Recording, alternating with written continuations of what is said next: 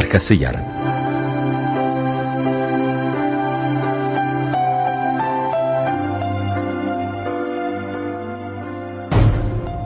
Şöminedeki Mezar 5. Bölüm. Yapım ve yönetim Mehmet Köseoğlu. Senaryo Ali Kalender. Seslendirme yönetmeni İskender Bağcılar, Neslihan Gürgün. Kayıt ve montaj Engin Karagöz. Burhan ve karısı Suzan emekli polistir. Burhan, karısıyla birlikte uzun zamandır huzurevinde yatan halasını ziyarete gider. Burada kalan Hacer Demir adındaki yaşlı kadın, şöminenin arkasında ölü bir çocuğun bulunduğunu söyler. Aradan aylar geçer. Suzan Hanım, huzurevinden ayrılan Hacer Hanım'ı bulmak ümidiyle onu aramaya karar verir. Bir gün huzurevinden Burhan'a halasının öldüğü haberi gelir. Halanın eşyaları arasından villa resmi bulunan bir tablo çıkar. Tablodaki villa Suzan'ın ilgisini çekmiştir. Daha sonra bu villayı gördüğünü hatırlayan Suzan, Hacer Hanım'ın orada kalabileceğini düşünerek villayı görmeye gider. Suzan, villada Hacer Hanım'ı bulacağını ümit ederken, Zerrin ve Kemal adında bir karı kocayla karşılaşır. Her ikisi de Hacer Hanım'ı tanımadıklarını söylerler. Villanın üst bölümünün yıllarca boş olduğu, kimsenin oturmadığı ifade edilir. Villaya yakın köye giderek köyün muhtarından Hacer Hanım'ı sorar. Ancak muhtar da bu isimde birini tanımadığını söyler. Hava kararmıştır. Suzan geceyi Lale adında bir kadının evinde geçirir. Lale, yıllar önce birisinin köydeki çocukları öldürdüğünü anlatır.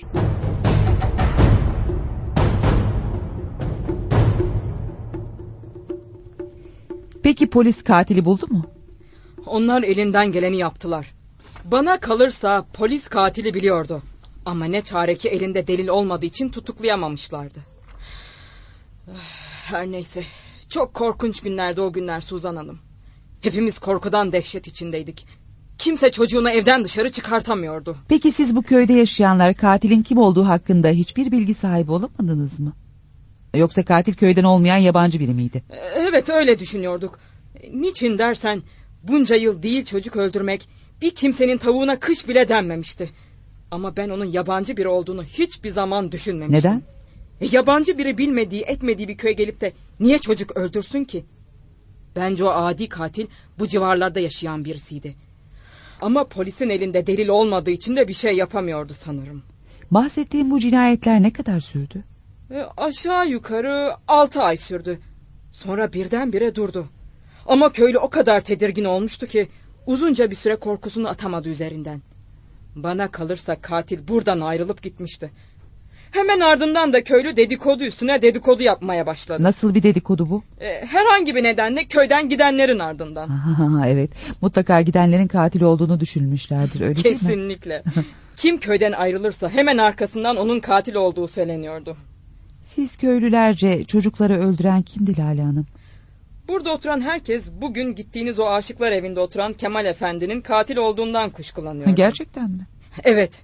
Kemal Efendi'yi gördüyseniz anlamışsınızdır. Adam anormal bir tip. Biraz geri zekalı yani. İster istemez herkes ondan kuşkulanmıştı. Kemal Efendi ile karısı olay sırasında burada mıydı? Buradaydılar. Ama o zaman aşıklar evinde oturmuyorlardı. Köyümüze yakın bir yerde gecekonduları vardı. Ondan kuşkulanan sadece köylü değildi. Polislerin de 1 numaralı katil adayı Kemal Efendi'ydi. Madem öyle neden yakalamadılar? Söyledim ya, hiçbir delil yoktu ki. Polis bir delil bulsun ki tutuklasın. Öyle değil mi? Evet öyle. Mutlaka delil ya da şahit olması gerekir. Ama bana sorarsan benim katil adayım Kemal Efendi değil. Ya kim peki? Faruk Şakar. Peki o kim? Faruk Şakar bu yörenin en zengin adamıdır. Adını duymuşsunuzdur belki. Ağaçlı Köşk onundur. İşi büyük şehirdeydi ama nedense burada otururdu. Kendini beğenmiş, gururlu, kibirli biriydi. Böyleleri halk nezdinde çok sevimsiz olurdu ya. Neyse. Şu Faruk Bey dediğin adam bekar mıydı? Uzun yıllar bekar yaşadı. Cinayetler başlamadan 1 yıl önce İstanbul'da çok güzel bir hanımla evlenerek onu buraya getirdi. Hoş, kadının güzelliğini de göremedik ya. Neden? Köyün içine hiç çıkmadı ki. Kocası ya da kadın adeta ağaçlı köşke hapsedilmişti. Bu çok ilginç. Şu Faruk Bey çocuklardan nefret eden biri miydi? Hayır, tersine çocukları çok severdi. Neredeyse onlar için canını verirdi. Köyün fukara, öksüz çocuklarını sevindirmek için elinden geleni yapardı. İyi ama... Ama insan sapıksa her şeyi yapar. Filmlerde kadınları öldüren katilleri görmüyor muyuz? Önce onları seviyorlar, sonra da öldürmüyorlar mı? Faruk Bey'in de çocukları önce sevip sonra öldürmediğine malum. Faruk Bey'in çocuğu yok muydu? Yoktu. Çok istemelerine rağmen Allah vermemişti. O da tüm sevgisini köyün çocuklarına vermişti. Hepsine çikolata, şeker almak için para verir, şehre indiği zaman da oyuncaklar getirirdi. Ama buna rağmen karısı onu terk etti. Karısı Faruk Bey'i terk mi etti? Evet. Sanırım cinayetler başladıktan 6 ay sonra birdenbire yurt dışına gitti. Onun gibi kibar, nazik, saygıdeğer bir hanım durup dururken neden çekip gider ki? Tabii ki kocasının çocuk cinayetleriyle ilgisi olduğunu anlamıştı da ondan. Faruk Bey hala burada mı oturuyor? Köşkü burada ama sürekli oturmuyor. Genellikle bu mevsimde gelir. Bir müddet kaldıktan sonra tekrar İstanbul'a döner. O olmayınca köşkte kimse kalmıyor mu?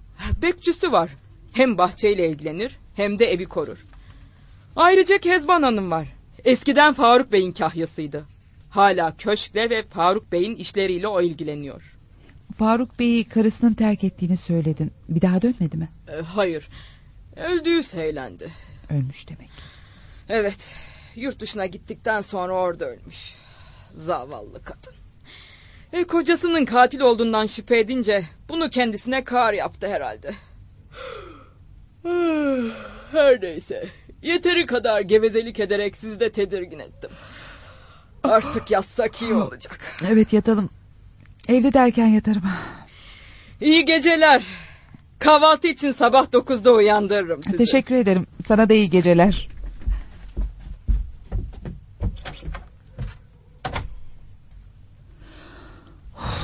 Şu işe bak. Şu güzeller güzeli Şirinköy'de meğer ne korkunç olaylar yaşanmış. Burhan anlattığım zaman çok şaşıracak.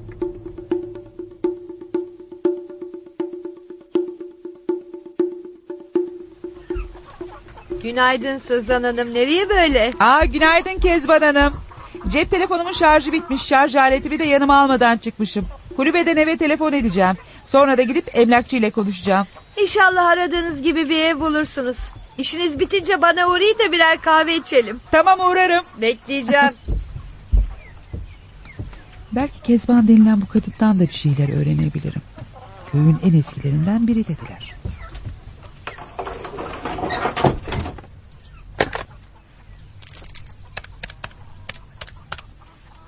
Alo, Nergis Hanım. Ben Suzan. İyiyim. Burhan döndü mü? Bugün gelecek demek. Tamam, ben de akşama geleceğim. Bize güzel bir yemek hazırla. Tamam, hoşça kal. Evet, şimdi de şu emlakçıya uğrayıp esrarengiz villa ile ilgili biraz bilgi edinelim.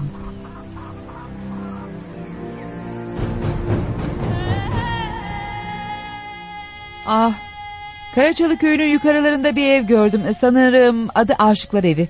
Satılık mı orası? Hayır, satılması için bize bir bilgi ulaşmadı. Sahibinin kim olduğunu biliyor musunuz? Maalesef. Çünkü ev o kadar el değiştirdi ki kim aldı, kime sattı hiçbir bilgim yok.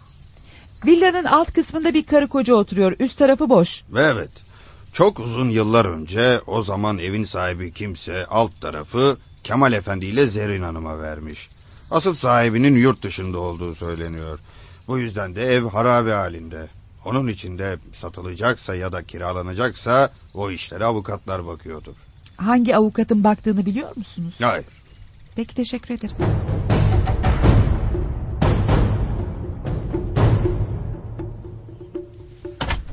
Hoş geldiniz Suzan Hanım. Buyurun oturun. Emlakçıyla görüştünüz mü? Evet, ama istediğim gibi bir ev yokmuş ellerinde. Üzüldüm.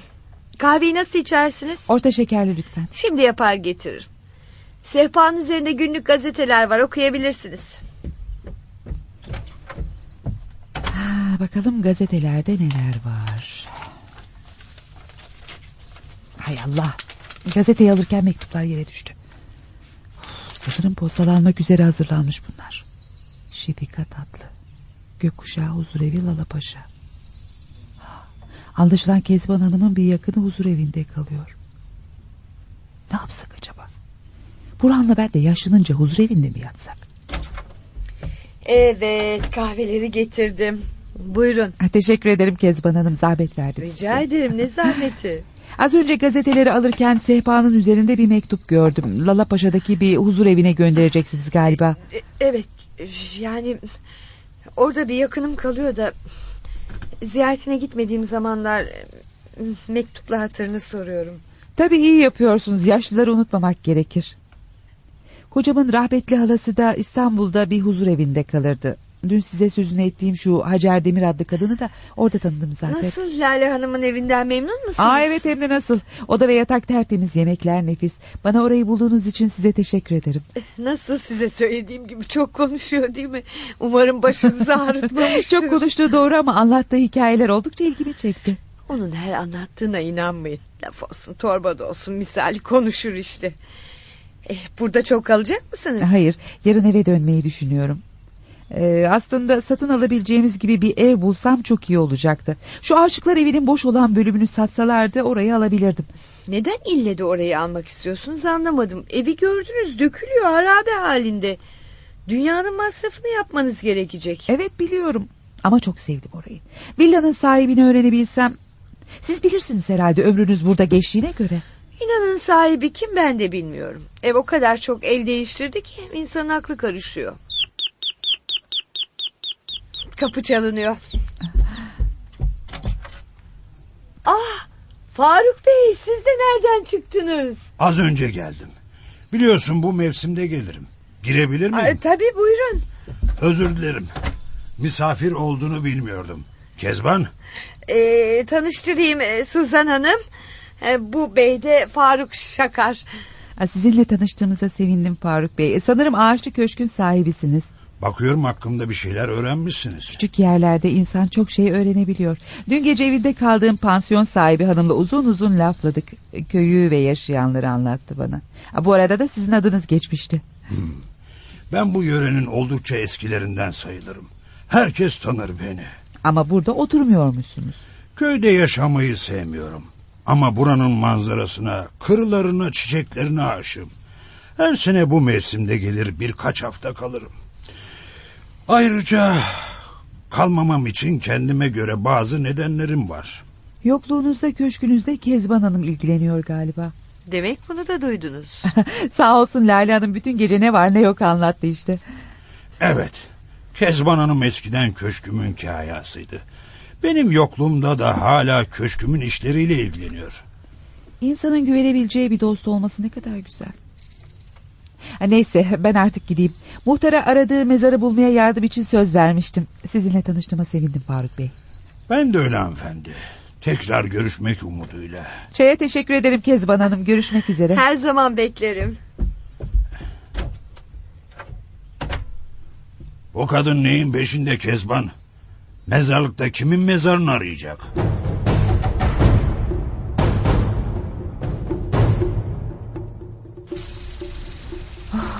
Kezban'ın Faruk Bey'e aşık olduğuna yemin edebilirim.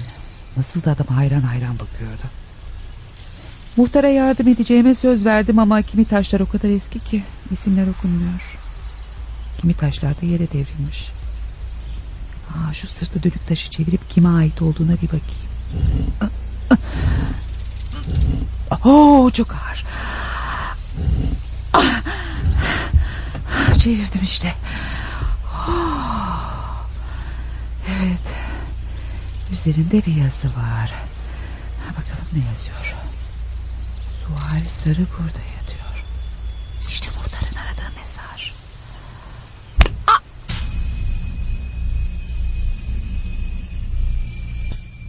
Hoş geldiniz Burhan Bey. Hoş bulduk Nergis Hanım. Suzan evde mi? Hayır, daha gelmedi. Gelmedi mi? Bir yere mi gitti? Siz Ankara'ya gittiğiniz gün o da Tekirdağ'a gitti. Tekirdağ'a mı gitti? Neden şaşırdınız, gideceğinden haberiniz yok muydu? Hayır, bana bir şey söylemedi. Allah Allah. Durup dururken Tekirdağ'a gitme işi de nereden çıktı? Mutlaka Pembe Köşk'ü bulmaya gitmiştir. Deli kadın. Karış çıkacağımı bildiği için bana söylemedi tabii. Sabah beni aradı. Bugün için akşam gibi evde olacağını söylemişti. Demek aradı seni. Peki nerede olduğunu da söyledi mi? Hayır, ben soracağım sırada da telefonu kapattı. Kim bilir yine ne işler karıştırıyor. Bu akşam mı gelecek dedin? Evet. Sizin de bugün geleceğinizi ve akşam için güzel yemekler pişirmemi söyledi. Sofrayı hazırlayayım mı efendim? Hayır. Suzan gelsin, ondan sonra hazırlarsın. Akşam geleceğim dediğine göre eli kulağındadır. Her an gelebilir. Dur şunu cep telefonundan bir arayayım. Bakalım şu anda neredeymiş.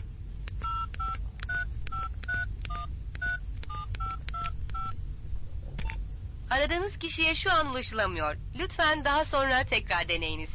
The person you have called can... Hay aksi, ulaşılamıyor. Telaşlanmaya gerek yok. Belki de bulunduğu yerden çekmiyordur. Kahve, çay bir şey içer misiniz? Çay içerim. Hemen yapayım. Mutlaka o fotoğraftaki villayı bulmaya gitmiştir. Ne yapacağım ben bu kadınla? Bir türlü emekli olduğunu kabul edemiyor. Her şeyden, herkesten şüpheleniyor. Böyle olacağını bilseydim emekli olmasına izin vermezdim. Bütün bunlara sebep şu fotoğraf oldu. Neredeydi şu fotoğraf bir bakayım. Büfenin önündeymiş. Güzel. Ama sıradan bir şey. Suzan bu fotoğrafın nesinden şüphelendi de oralara kadar gitti acaba? Tekirdağ'a gidiyorum diyerek o evi aradığından adım gibi eminim. Ben bakarım Nergis Hanım. Suzan arıyordur. Alo. Burhan Şanver'le mi görüşüyorum? Buyurun benim efendim. İyi günler Burhan Bey. Ben de Doktor Haluk. Beni hatırlayacağınızı umarım. Huzur evinin doktoruyum. Evet hatırladım sizi doktor bey. Buyurun efendim. Sizinle konuşmak istiyordum Burhan Bey. Mümkünse bir ara buluşabilir miyiz? Elbette. Ama beni meraklandırdınız. Mesele nedir? Telefonda anlatamaz mısınız? Oldukça uzun bir mesele Burhan Bey. Mümkünse karşı karşıya konuşmak isterim sizinle. Kötü bir şey mi var yoksa? Hayır. Belki de ben olayları biraz abartıyorum. Fakat huzur evinde bazı garip olaylar cereyan etti. Bunun Hacer Hanım'la bir ilgisi olabilir mi? Hacer Hanım'la mı? Hayır. O huzur evinden ayrıldı zaten. Başka bir şey. Tamam doktor bey. Ne zaman isterseniz buluşup konuşabiliriz. Yarın size telefon edip buluşma gününü ve saatini kararlaştırırız. Oldu mu?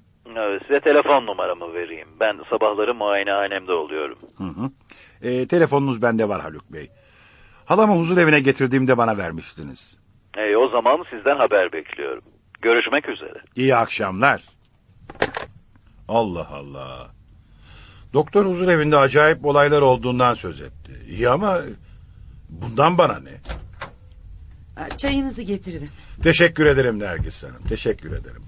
Koltuğun önündeki sehpaya bırakabilirsin. İçeriden konuşmanızı duydum. Doktorla konuşuyordunuz sanırım. Yoksa Suzan Hanım'a kötü bir şey mi oldu? Yok canım. Başka bir şey konuştuk. Suzan'ın başına bir iş geldiğini mi sanıyorsun yoksa? Yo Allah korusun. Sadece gelmesi gecikti de merak ettim hanımefendiyi. İnsan her zaman dediği saatte olamıyor. Tekirdağ İstanbul karayolu yoğundur. Belki bir kaza olmuşsa yol tıkanmıştır. Cebi kapalı olmasa neler olduğunu anlardık. İyi, o zaman sofrayı hazırlamayayım daha. Hazırlama. Suzan gelince ısıtırsın yemekleri. Şöminedeki Mezar adlı oyunun 5. bölümünü dinlediniz. 6. bölümde buluşmak üzere, hoşça kalınız.